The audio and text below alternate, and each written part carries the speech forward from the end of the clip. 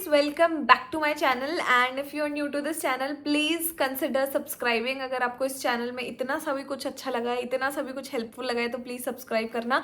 And subscriber से याद आया भाई 1000 सब्सक्राइबर्स हो चुके हैं इस चैनल के। व्हाट भाई, wow, thank you thank you thank you to each one of you जिसने ये सोचा कि भाई चलो सब्सक्राइब कर लेते हैं, देखते हैं कंटेंट क्या है। Thank you very much for engaging. And भाई आई प्रॉमिस मैं बहुत हेल्पफुल और बहुत अच्छा कंटेंट लेके आऊँगी और मैं बहुत ज़्यादा ट्राई करती हूँ कि मैं हर कमेंट का, हर चीज़ का रिप्लाई दूँ ताकि तुम लोग को कभी कोई क्वेरीज ना रहे। तो आज का वीडियो क्या होने वाला है, सबसे पहले तो कॉन्ग्रेचुलेशंस भाई, चलो पिछले वीडियो में भी बोल दिया था but still I am happy यार, जॉब लग गई तुम लोग की, वो भी बढ़िया कंपनी में। तो इट्स लाइक कि ये वीडियो मैंने इसीलिए बनाया है कि बहुत सारे लोगों को डॉक्यूमेंट वेरिफिकेशन और थोड़ा सा प्रोसीजर क्या रहेगा अब जाने का उसके बारे में डाउट था। बाकी है ना, मैंने देखा कि thank you to those people also जिनने भाई मेरे को मेल्स भेजे अपने अपने स्क्रीनशॉट लेके। ठीक है, थैंक यू वेरी मच, उससे मुझे काफ़ी हेल्प मिला कि तुम लोग का क्या सीन है। ऑफिसर्स का थोड़ा अलग है, तुम लोग का थोड़ा अलग चीज़ें हैं, तो वो उसके बारे में मुझे पता नहीं था, मुझे पता चल गया है बट मैंने पढ़ लिया है सारा। तो मैं ऐसे बोल रही थी कि है ना, थैंक यू फॉर सेंडिंग। और दूसरी बात, जो भी तुमको डाउट था वो मैं अभी क्लियर कर दूंगी, कुछ भी है तो कमेंट सेक्शन में भी पूछ लेना। और जो वेटिंग लिस्ट वाला डाउट है ना वो भी मैं क्लियर कर देती हूँ, पहले मैं कर देती हूँ। ठीक है, बहुत सारे लोग, मतलब काफ़ी लोग पूछ रहे थे कि मेरा 0.3 से रह गया है, मेरा 0.1 से रह गया है, 0.25 से रह गया है, तो उस केस में क्या करना चाहिए, हमें वेटिंग लिस्ट का वेट करना चाहिए क्या। देखो ऐसा है कि वेटिंग लिस्ट में तुम्हारा चांस तभी आएगा जब कोई छोड़ के जाएगा।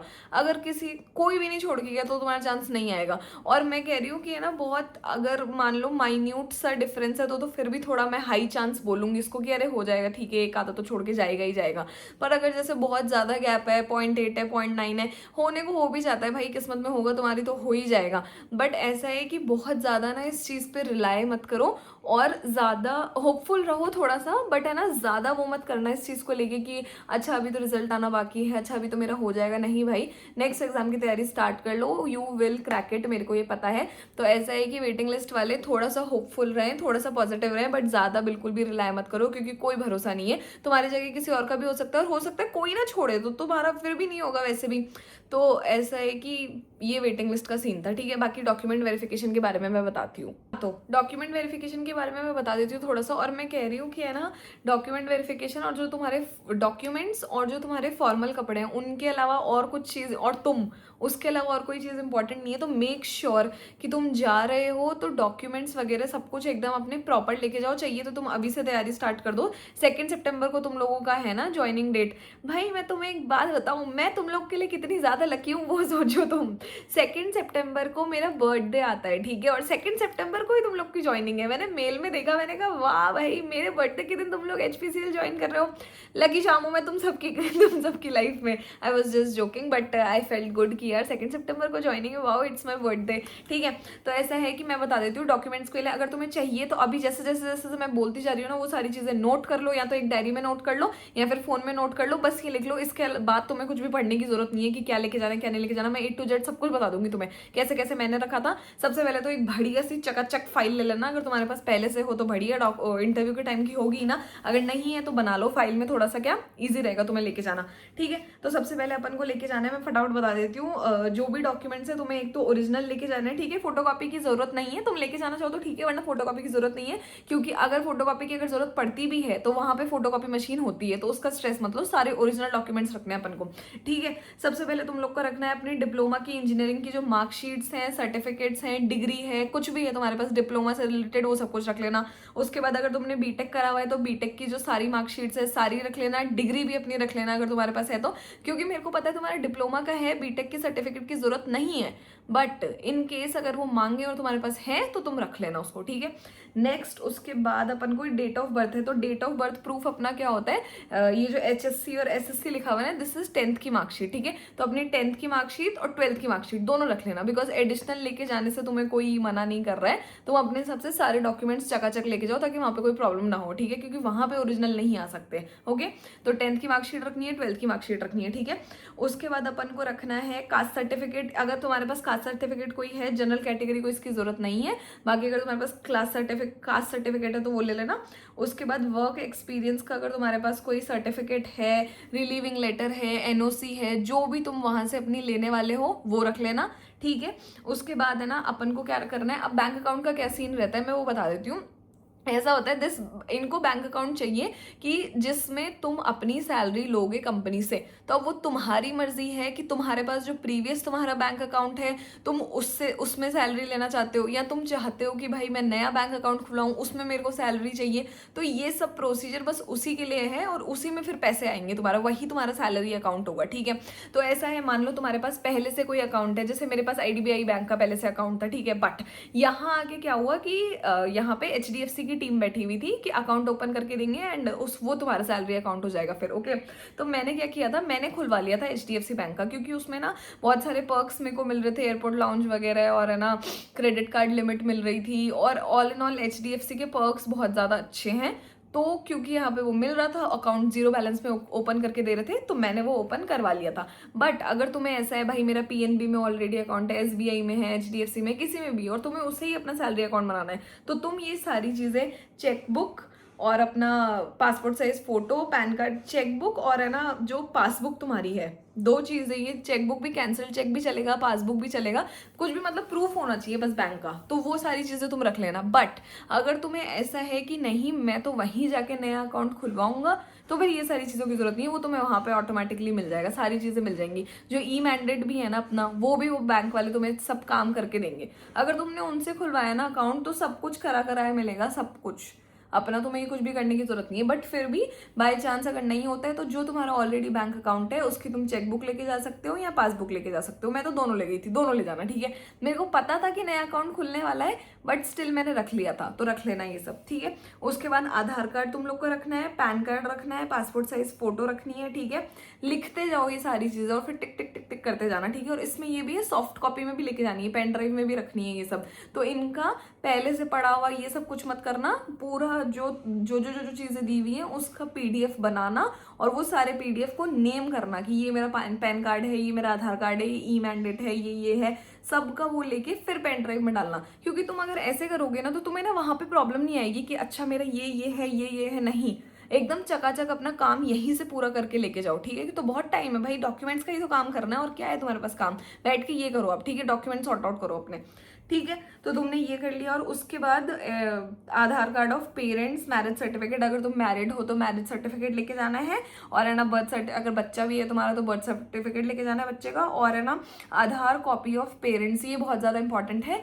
पेरेंट्स के ओरिजिनल आधार कार्ड की ज़रूरत नहीं है, पेरेंट्स के आधार कार्ड की फोटोकॉपी भी चलेगी, तो तुम फोटोकॉपी जरूर से लेके जाना, और उनकी जो आधार कार्ड की सॉफ्ट कॉपी पेन ड्राइव में डाल लेना याद से, ठीक है। उसके बाद है और है ना ये पता है ये किस लिए है, पेरेंट्स का भी आधार कार्ड, और ये क्योंकि अगर मान लो तुमने मेडिकल में एनरोल करवाया है अपने पेरेंट्स को, तो इसीलिए ये आधार कार्ड और इस प्रूफ की जरूरत है।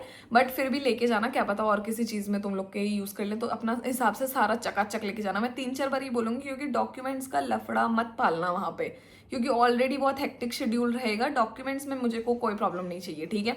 दूसरी चीज़ ये है अपना जो मेडिकल का स्कीम है ना, तुम उसके लिए है ना ये ज़रूरी है कि मेडिकल में तुम वही लोग अपने पेरेंट्स को डाल सकते हैं जिनकी पेरेंट्स की कंबाइंड इनकम मंथ में 25,000 रुपये से कम है, ठीक है। अगर तुम्हारे पास ये सर्टिफिकेट है जिसमें है ना इनकम सर्टिफिकेट है जिसमें ये हो रहा है प्रूफ कि तुम्हारे पेरेंट्स की कंबाइंड इनकम 25,000 रुपये से कम है, तो तुम उनको मेडिकल स्कीम में एनरोल करवा सकते हो, ठीक है। जैसे मेरे की नहीं थी तो मैंने नहीं करवाया, मेरे पापा ऑलरेडी गवर्नमेंट जॉब में है तो इसीलिए मैंने नहीं एनरोल करवाया था, क्योंकि मम्मी उन्हीं के अंडर आई थी। तो ये है कि इन सब में ना घपलेबाजी मत करना, क्योंकि घपलेबाजी अगर तुम करते हो तो उसका तुम्हें एक तो प्रूफ देना पड़ेगा, प्लस अगर तुम पे है ना वो विजिलेंस टीम या कुछ भी अगर आ गया तो बाद में बहुत प्रॉब्लम हो सकती है, ठीक है। तो घपले कुछ भी करने की जरूरत नहीं है, अपना ऑनेस्टली करो, जो भी है तुम्हारे पास है सर्टिफिकेट तो दे दो, बाकी डरने की जरूरत नहीं है, जिसका सच्चा है वो भले करे, ठीक है। इसके बाद है ना बॉन्ड का मैं बता देती हूँ थोड़ा सा, बॉन्ड का क्या सीन रहता है। बॉन्ड तुम लोग का 500 है शायद, है ना, 500 लिखा है इसमें। तो 500 का तुम्हें क्या करना है, इन्होंने ना वो दिया होगा तुम्हें एक PDF दिया होगा जिसके अंदर फॉर्मेट दिया होगा कि बॉन्ड का फॉर्मेट क्या है। तो बॉन्ड के अंदर तुम्हें एक तो है ना जहाँ पे वो रेड मार्किंग दी हुई है ना, जहाँ जहाँ पे रेड मार्किंग दी हुई है कि यहाँ पे ऑफिसर का नेम लिखना है या पेरेंट्स का नेम लिखना है या एज लिखना है या एड्रेस लिखना है, तो सबसे पहले उसको अपने वर्ड में खोलना और उसको अपने हिसाब से अपनी डिटेल्स डाल के अच्छे से एडिट करना, क्योंकि सारे डॉक्यूमेंट्स में बॉन्ड सबसे ज़्यादा इंपॉर्टेंट है। बॉन्ड बनेगा कैसे मैं बता देती हूँ। अगर तुम्हारे आसपास अगर कोई एडवोकेट जान पहचान का हो तो उनको बोल देना, वो बनवा के ले आएंगे। नहीं तो जहाँ पे भी तुम्हारा जुडिशियल सिस्टम है, मेरे कहने का मतलब है जहाँ तुम्हारा कोर्ट है वहाँ तुम जाओ, वहाँ बाहर लाइन से वकील बैठे रहते हैं, तुम उनको बोलना मुझे नोटरी का स्टैंप लगवाना है और मेरे को ये बॉन्ड बनवाना है मेरी कंपनी का, ठीक है, सरकारी कंपनी है, बोलना ही है वहां पे जाके, ठीक है। तो 500 का मिनिमम तुम्हारा वो होना चाहिए, उस पर जो स्टैंप लगती है ना वो 500 रुपए की तो तुम्हारी होनी ही होनी चाहिए, जैसा इसमें लिखा है, तो 500 की तुम करवा लेना। और बाकी जो ये तुम्हारा डॉक्यूमेंट है ना, इसको अच्छे से एडिट करना, श्योरिटी किसी अच्छे को बनाना। अच्छे से मेरा मतलब है तुम्हारे रिलेटिव हो सकते हैं, बट है ना वहां पे वो पूछेंगे क्योंकि कि है ना कौन है ये रिलेटिव। मेरे हिसाब से मत लेना, नेबर ले लेना, कुछ मतलब तुमसे बहुत ज्यादा क्लोज ना हो, ठीक है। तो ऐसा कोई नेबर तुम ले लेना जो तुम्हारी श्योरिटी ले सके कि मान लो कल को तुम कंपनी छोड़ के चले जाते हो और है ना तुमने ये 3 लाख का बॉन्ड नहीं दिया है, जनरल कैटेगरी के लिए मैं बता रही हूँ, बाकी कैटेगरीज को 50,000 है। तो अगर तुमने ये 3 लाख रुपए नहीं दिए तो वो जो श्योरिटी है ना उसको वो 3 लाख रुपए भरने पड़ेंगे, ठीक है। तो श्योरिटी का केवल इतना सा मतलब है, श्योरिटी का आधार कार्ड और पैन कार्ड बॉन्ड के साथ अटैच करना है, स्टेपल करके लेके जाना, और उस हर पेज पे श्योरिटी के जो है सिग्नेचर होने चाहिए। श्योरिटी तुम्हारा कोई भी हो सकता है, अर्निंग मेंबर ही हो, ऐसा ही लेना।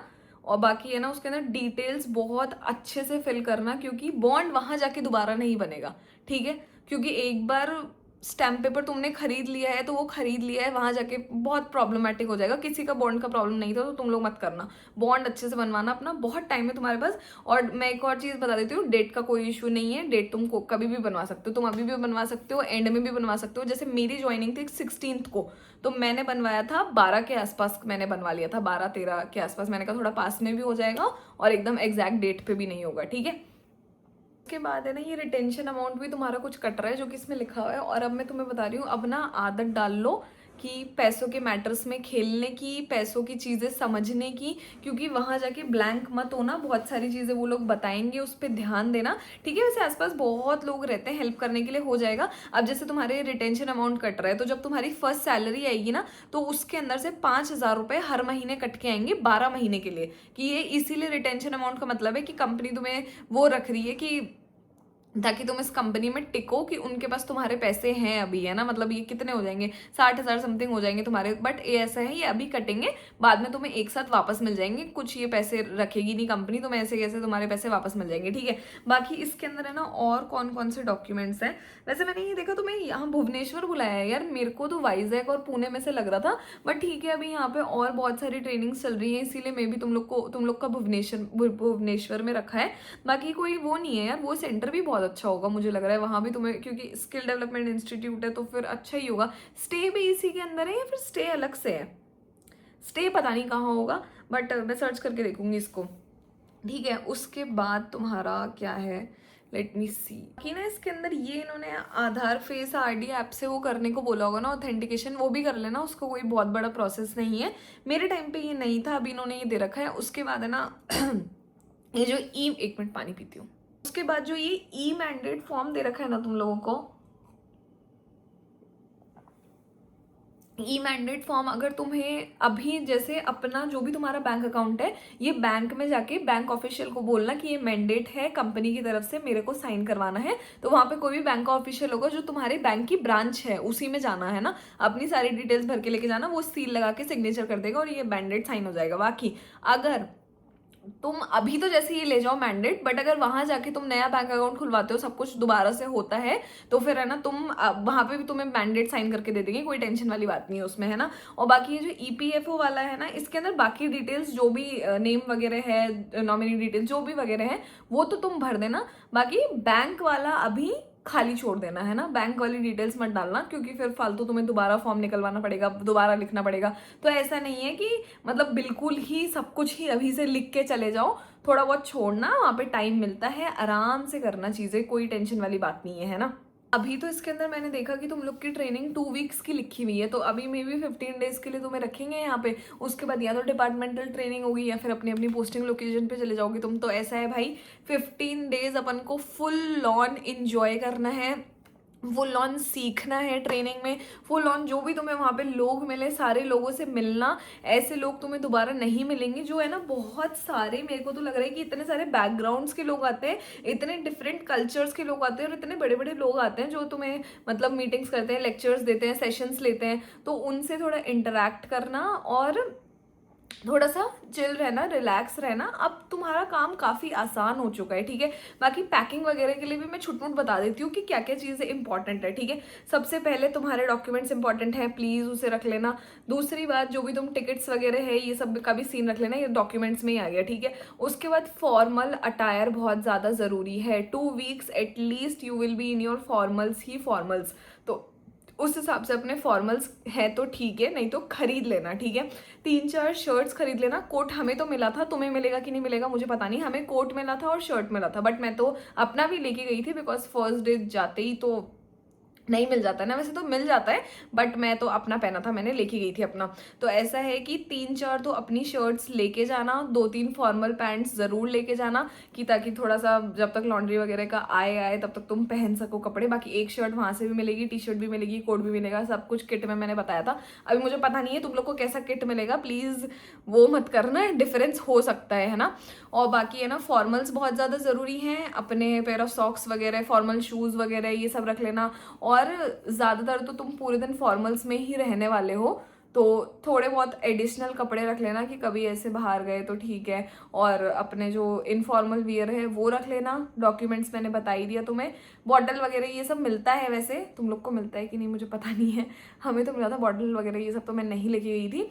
और है ना, बाकी यार अच्छा तुम तो उड़ीसा जा रहे हो, मैं पुणे की बात करी थी कि अम्ब्रेला ज़रूर लेके आना, रेनकोट ज़रूर लेके आना, यहाँ बहुत बारिश है, ठीक है। बाकी पैकिंग में बहुत बेसिक है, फॉर्मल अटायर प्लीज़ रखना। और गर्ल्स का मैं बता रही हूँ, तुम खरीद लो अगर नहीं है तो, ठीक है। और बाकी ये है कि अगर ऐसा है ना कि यार यू डोंट वियर पैंट और शर्ट जैसे कुछ लड़कियां नहीं पहनती हैं, तो you can wear formal suit, पर सूट बहुत ज़्यादा ही फॉर्मल रखना, ठीक है। कि मतलब बिल्कुल ही प्लेन है, बिल्कुल ही प्लेन चुन्नी है, बहुत फॉर्मल रखना। क्योंकि वहाँ पे ना क्या हुआ था कि मैंने भी सोचा था कि मैं सूट पहनूंगी, पर मैं क्या थोड़ा सा चटक मटक सूट ले आई थी। चटक मटक इन द सेंस थोड़े थोड़े जैसे प्रिंट हो रखा है और थोड़ा थोड़ा सा डिज़ाइन हो रखा है, जैसे मान लो ऐसा ही है, ठीक है। बट वहाँ का ना एनवायरमेंट ही ऐसा है कि तुम्हें मन नहीं करेगा कुछ भी इनफॉर्मल पहनने का, तुम लोग फॉर्मल ही पहनोगे कि यार ये जगह ही नहीं है इनफॉर्मल वियर की। काफ़ी सीरियस होता है ना। बाकी मज़े बहुत ज़्यादा आएंगे, तुम्हें डरना नहीं है, किसी से डरने की कोई बात ही नहीं है, और बहुत ज़्यादा मज़े आने वाले हैं। तुम्हें इंजॉय करो, और अभी पैकिंग वैकिंग ये सब करना, बट इंजॉय बहुत ज़्यादा करना, क्योंकि ये जो ज्वाइनिंग से पहले वाला फेज है, और तुम लोग को तो इतना लंबा और मिल रहा है, मुझे लग रहा है काफ़ी टाइम मिला है यार तुम्हें ज्वाइनिंग। 2 सितंबर को ज्वाइनिंग है, बहुत टाइम है तुम्हारे पास अभी। मस्त इंजॉय करो अपना लाइफ, और है ना पैसे आने वाले अब तो तुम लोग के पास भाई, मज़ा आ जाएगा। जब फर्स्ट सैलरी आएगी तो बहुत मज़ा आएगा। और कुछ लोग क्या मेरे से ये पूछ रहे थे कि है ना अपनी सैलरी स्लिप दिखाओ, ये दिखाओ वो दिखाओ, ये सब मैंने देखूंगी प्रोबेबली यूट्यूब पे, और बहुत सारे वीडियोस होंगे जहाँ तुम ये सब देख सकते हो। मैं नहीं दिखा रही, मेरे को वियर्ड लगेगा ये सब दिखाने में, ठीक है। तुम लोग को पता ही है कि मेरे को कितनी सैलरी मिलेगी, पूरा तो एडवर्टीजमेंट में सब कुछ CTC लिखा होता है, बेसिक लिखा होता है, सारी चीज़ें लिखी होती है, और किसी ना किसी HPCL ऑफिसर ने तो अपनी सैलरी स्लिप डाल ही रखी होगी कहीं ना कहीं पे, ठीक है। तो ये सब मैं नहीं दिखाऊंगी, क्योंकि प्रोबेबली मेरे को ये लग रहा है कि ये अलाउड है कि नहीं है, पहली बात तो वो, और दूसरी बात for personal reasons also I don't want to, मतलब मैं नहीं बताना चाहती ये सब, ठीक है। बाकी कुछ भी अगर तुम्हें हेल्प चाहिए ना, तो मेरे को कमेंट सेक्शन में वो करना, मैं सबका रिप्लाई करती हूँ। और मे बी DMs में थोड़ा सा लेट हो जाता है, बट यूट्यूब कॉमेंट्स तो हैंड टू हैंड नोटिफिकेशन आता है, मैं फटाफट से रिप्लाई दे देती हूँ, ठीक है। और तुम्हें और कुछ तो नहीं पूछना था ना, वेटिंग लिस्ट वाला मैंने बता दिया था, हाँ। चलो फिर ठीक है, कमेंट सेक्शन में पूछना, हेल्प करती हूँ, शॉर्ट्स में बताऊंगी या उसी में रिप्लाई करूंगी। एंड कॉन्ग्रेचुलेशंस अगेन यार, मैं बहुत ज़्यादा खुश हूँ कि तुम लोग जा रहे हो भाई, फाइनली तुम मेरी कंपनी में आ रहे हो, ये। और जो लोग नहीं सिलेक्ट हुए हैं प्लीज़ प्लीज़ प्लीज़ पढ़ लो। प्रोबेबली जो नहीं सिलेक्ट हुए हैं वो ये वीडियो नहीं देख रहे होंगे, बट अगर तुम देख रहे हो प्लीज़ पढ़ाई करो, तुम अचीव कर सकते हो, मेहनत करो। आज संडे है फिर भी मैं वीडियो बना रही हूँ, लोग मूवी देखने गए हैं पर मैं यहाँ वीडियो बना के एडिट करूँगी, तो ऐसा है, जो तुम्हें करना है ना, जब तक तुम उसके लिए एफर्ट नहीं मारोगे ना, तब तक चीज़ें अच्छी नहीं चलेंगी, ठीक है। अपना रूटीन बनाओ, टाइम टेबल बनाओ, और मेरे को बताओ नेक्स्ट वीडियो क्या लेके आऊँगी। या तो मैं इंटरव्यू एक्सपीरियंस वाला लेके आऊँगी, स्टडी रूटीन वाला लेके आऊँगी, टाइम क्या क्या क्या चाहिए तुम्हें ये बता दो मुझे, ठीक है। और बाकी तो बहुत जल्द मैं भी अपनी पोस्टिंग लोकेशन पे पहुंच जाऊंगी, फिर तो मैं बताऊंगी मेरी पोस्टिंग कहाँ हुई है। And also a little motivation कि भाई बस थोड़ा सा ही तो पढ़ना है, इंटरव्यू तक तो पहुंच ही गए हो, फटाफट निकाल लोगे यार। क्या ही है, डेली 5-6 घंटे ही तो पढ़ना है, टेस्ट ही तो लगाने हैं, सिलेबस तो कंप्लीट है ही मेरा। बाकी स्क्रैच वाले लोगों के लिए भी मैं बताऊंगी कैसे पढ़ना है, ठीक है। ठीक है, फिर इतना ही था आज के लिए, हो गया आज का तुम्हारा ज्ञान। चलो चलो, बाय बाय, मिलती हूँ नेक्स्ट वीडियो में। Till then bye.